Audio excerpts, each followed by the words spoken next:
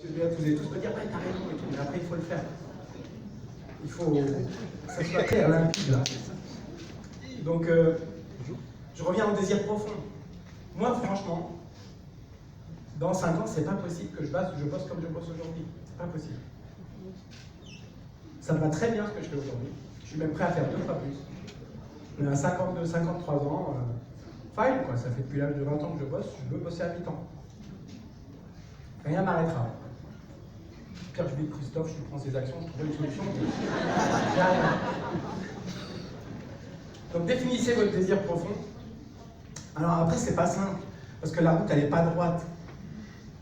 Il y a un grand philosophe de fin du 20e, début du 21e, qui disait on a tous une stratégie, jusqu'à ce qu'on se prenne un point dans la gueule. C'est Mike Tyson. Il a raison, le gars. Il commence le match de boxe, il pense qu'il va gagner. Mais au 3e round, il s'est pris un point, il faut qu'il se relève. Et c'est un bon message pour moi. C'est-à-dire que le chemin, il n'est pas de nous. Moi, quand on a monté, moi j'avais monté une boîte. La première, elle s'appelait Cap 40 parce que je pensais être à mes objectifs à 40 ans. J'ai 49 et j'y suis pas complètement. Moi, je l'appelle Cap 50 maintenant. Je l'appelle Cap 50. Et ça veut dire que la route, elle n'est pas droite et qu'il y a des trucs qui vont arriver. Et il faut s'adapter. Si je devais comparer ça, ça serait une sorte de balle en mousse. On est tous une balle en mousse. Puis on va recevoir des coups, la balle, elle va se rétracter un peu.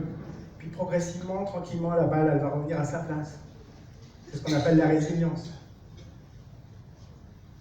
C'est comme ça, il faut regarder devant soi. Il y a une citation que j'aime bien, il dit « La vie est belle, la vie est dure ». Il n'y a pas de débat à faire, c'est comme ça. Et inutile de créer une moyenne. Et on sait tous qu'à un moment, on aura des caresses, à un moment, on aura des gifles. L'important, c'est de l'admettre. On peut pas changer le passé, mais on peut agir sur le demain. Et on a tous des coups plus ou moins forts, on va pas rentrer dans ça, c'est pas le sujet. Mais la résilience, c'est de pouvoir, cette balle là qui se rétracte un peu comme ça, parce qu'elle s'est pris des coups, à un rythme, chacun à son rythme, elle va revenir à sa balle, à sa place. Et puis on va repartir. Et on va repartir plus vite si notre focus de départ, il est bien clair, bien identifié. Ça vous va pour... C'est clair aussi? Ouais. Romain a parlé d'habitude ce matin. Franchement, j'aurais pu prendre sa presse et dire la même chose. L'habitude, la réputation. Il faut se créer un cadre pour ça. Pour pouvoir accepter les 570 noms pour arriver à 72 rendez-vous, X mandats, X bidule, il faut créer un cadre. Il sait que entre le matin, tous les jours, entre 8h et midi, je me prends 90 noms. Ça fait partie de ma journée, c'est prévu. Par contre, je ne me couche pas ce soir si je n'ai pas pris un rendez-vous. Parce que pour arriver à mon chiffre, il me faut donc tant de mandats, et tant de mandats, c'est un rendez-vous par jour. Donc tant que je ne me suis pas couché et que je n'ai pas pris mon rendez-vous en heure, je continue la pige, la prospection, etc.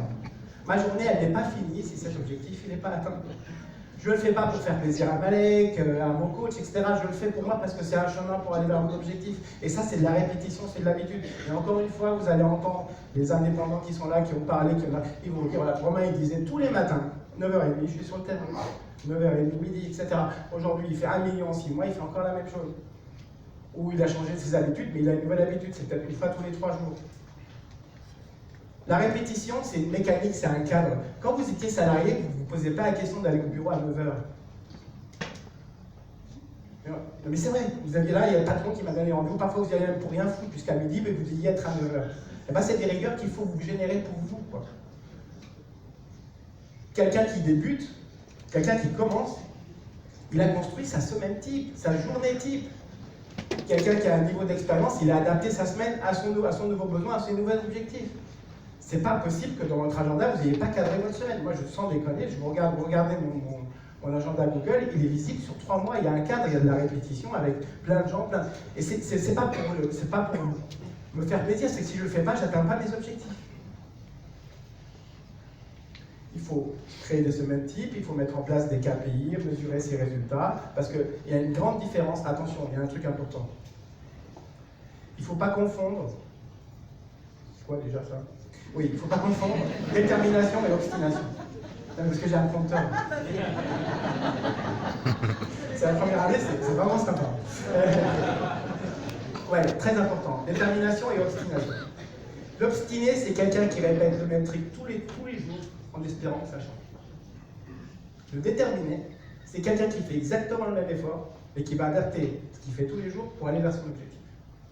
Et on revient au pourquoi. Si j'ai pas d'objectif, je suis un obstiné. Je vogue. Si la marée m'emmène là, je vais là.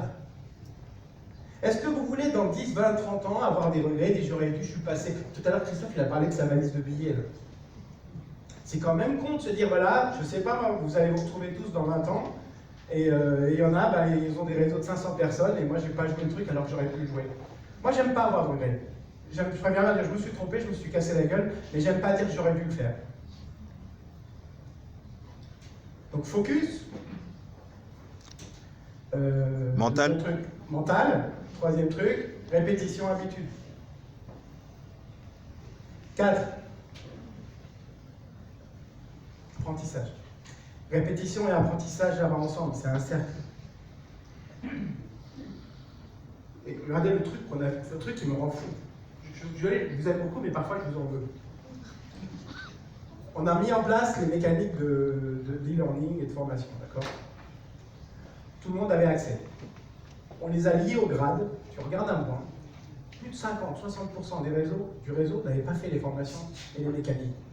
Comment tu veux aller voir un client en tant que professionnel, lui expliquer que tu es le gars le plus important qui va l'aider à vendre son bien qui est le plus important pour lui, tu es la personne indiscutable alors que tu ne maîtrises pas la mécanique? Mais comment c'est possible? Mais vous payez pour ça en plus. Non mais c'est pas cher. Mais non mais voilà, je pourrais vous dire ouais, comment on fait un rendez-vous vendeur, on rentre la découverte et tout, c'est pas le sujet, tout ça, ça s'apprend. Mais faites-le, vous le faites pas, ou alors vous le faites par contrainte. Alors il y en a qui le font, bah, ceux qui le font, ils marchent. Romain il va plus loin parce qu'il s'achète même des bouquins qu'on n'a pas. Et il oblige ses équipes à les lire. Mais c'est pas par hasard qu'ils font 5 000 par mois. C'est pas par hasard. Franchement, c'est quand on débute, il faut maîtriser les fondamentaux. Comme on doute, il faut revenir aux fondamentaux. Je commence, je maîtrise les fondamentaux. Plus je maîtrise les fondamentaux, plus je suis bon face à un client. Moi, j'ai connu Flo. Flo, elle était meilleure vendeuse quand on était salarié avec Flo. Voilà. Meilleure vendeuse, on était salarié, plus de 300 000, etc. Non, mais c'est vrai, c'est une histoire vraie, vraiment. Et l'année d'après, pendant 3 mois, elle ne clôt pas une vente, elle ne rentre plus un mandat. Et on la voyait en réunion commerciale, je dis, Flo, qu'est-ce qui t'arrive? Bah, je sais pas, je vais chez le client, pourtant je raconte le même truc et tout, mais ça marche pas. Mais parce qu'elle lousait, puis elle y arrivait, la tête comme ça, et puis excusez-moi de vous déranger, tout ça et tout, et elle avait perdu toute la confiance, tout le truc, etc. Elle a fait 2 jours de double commande avec Vincent Revel, qui est quelqu'un qui était chez nous à Bordeaux, qui est parti maintenant, qui lui disait, ma réussite, c'est un loose si je prends un mandat simple. Moi, je prends des mandats exclus. Si je prends un mandat simple, c'est la loose. Elle a fait 2 semaines avec lui, elle est repartie, elle a fini l'année en tournée. Vous êtes dans le doute, vous commencez, vous allez faire de la double commande avec des gars du réseau qui fonctionnent, vous rentrez sur les documents d'apprentissage d'e-learning et vous repartez la machine. C'est normal qu'on ait des doutes. Parfois, on a des petites contraintes familiales, des petits sujets là-bas, je mousse, elle se rétracte. Je perds un peu de confiance, je perds ça, je le montre au client et boum boum, et puis j'ai perdu, et puis c'est un cercle vicieux. On repart et on revient aux fondamentaux. Christophe et moi, on a failli cramer Efficity il y a 6-7 ans. Donc ça fait depuis 2012 qu'on existe, en 2019, ça fait qu'on a 2007, pardon, ça fait 12 ans. Au bout de la 6e année, on décollait pas, alors on était les champions de la croissance, mais on perdait tellement d'argent qu'on ne pouvait plus payer les salaires. Puis les visions de la stratégie n'étaient pas la même et on ne se parlait plus, mais vraiment presque plus, quoi, ou alors on s'engueulait.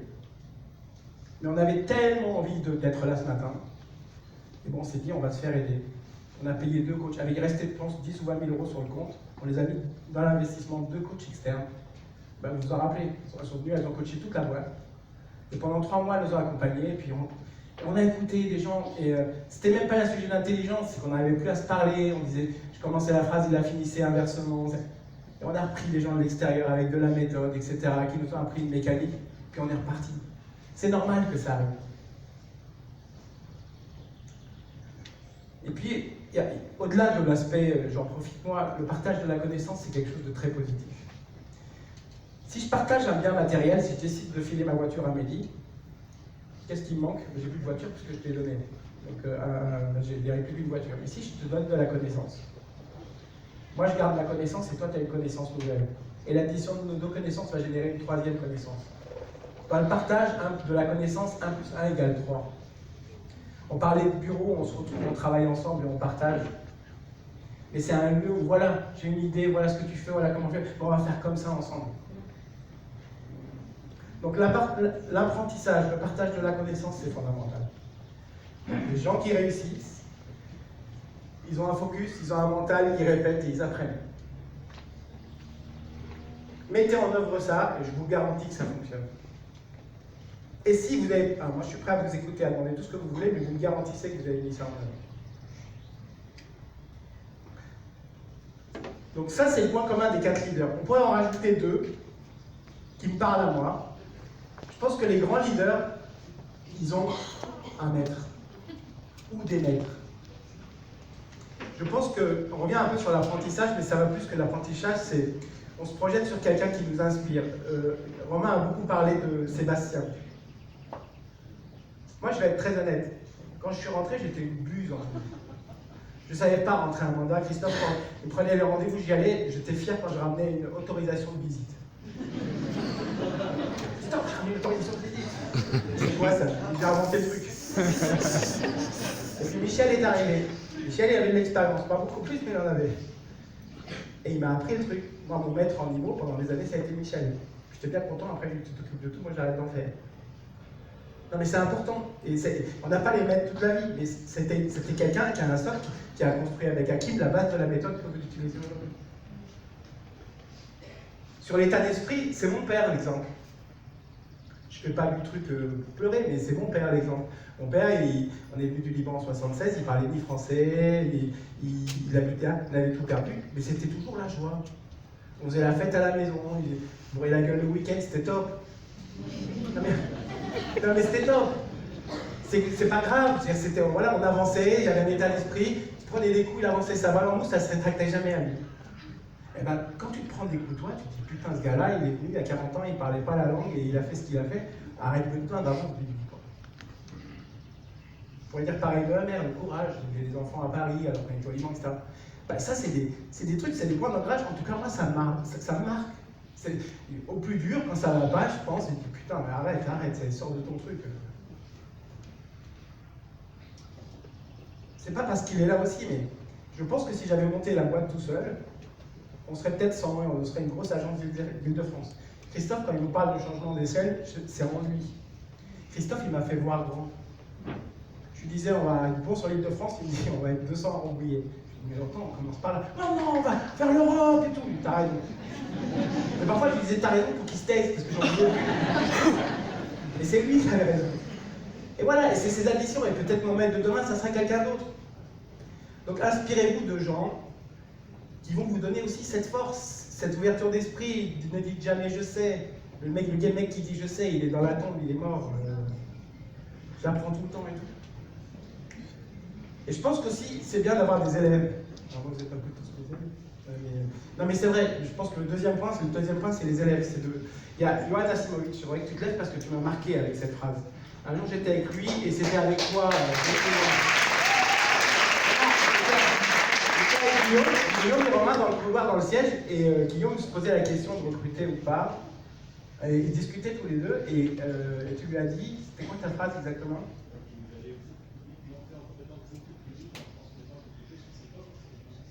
Ouais, l'apprentissage à quelqu'un accélère ton apprentissage à toi. Et que comme si tu respectes la personne avec qui tu travailles, ton élève, et que tu lui dois le meilleur, bah, tu te dois de savoir le meilleur, et tu vas monter en compétence de façon beaucoup plus vite. Et que c'est un doc, naturellement, ça restait pas si naturel. Il m'a dit cette phrase, elle m'a marqué. Donc ouais, l'apprentissage c'est quelque chose d'important. Moi dans cette salle j'ai quelques petits enfants là, les anciens salariés là. Ben, tu peux te lever Ben.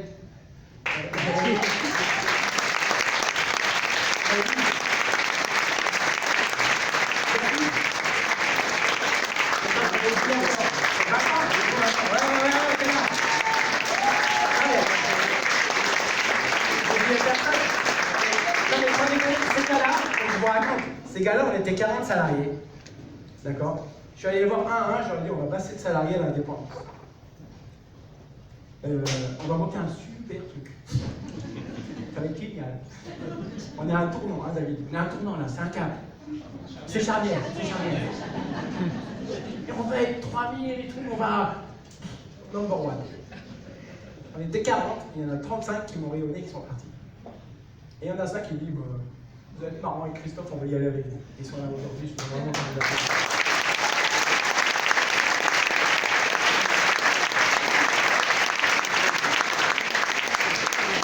Ouais, mais ça c'est de la croyance, ça c'est presque de la folie. Mais ils sentaient le truc, les gars. Voilà, donc sur les élèves aussi, je voudrais qu'on demande aussi aux 8 têtes de lignée de se lever. Ceux qui nous ont fait confiance, les premiers.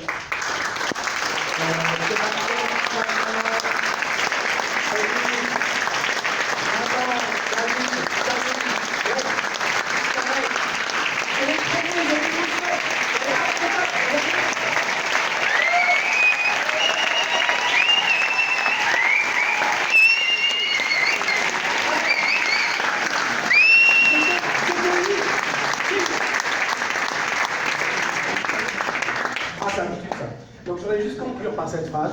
N'ayez pas peur de votre avenir. Soyez curieux de votre avenir. Soyez enthousiaste de votre avenir.